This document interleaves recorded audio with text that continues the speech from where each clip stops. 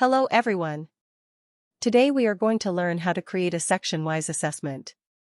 As a teacher, multiple sections can be created in an assessment based on unit/topics, which helps students to get a better understanding of the questions which fall under each section.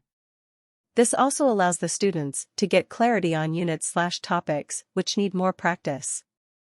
In order to create section-wise assessment, first of all you need to log into our website and select Assessments from the top panel.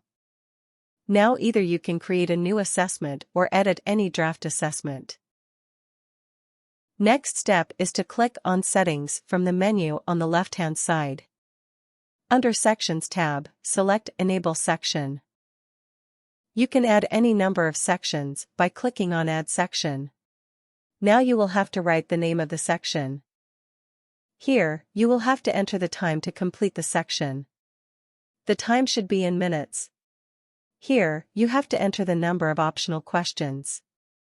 Students can choose from the available set of questions. They can either attempt all questions or skip the optional questions. Enable this Allow Calculator option if the section requires calculator operations. You can click on this cross button, X, to delete any section. To save changes, click on Save and Next. Now, after creating sections, the next step is to group questions to each section.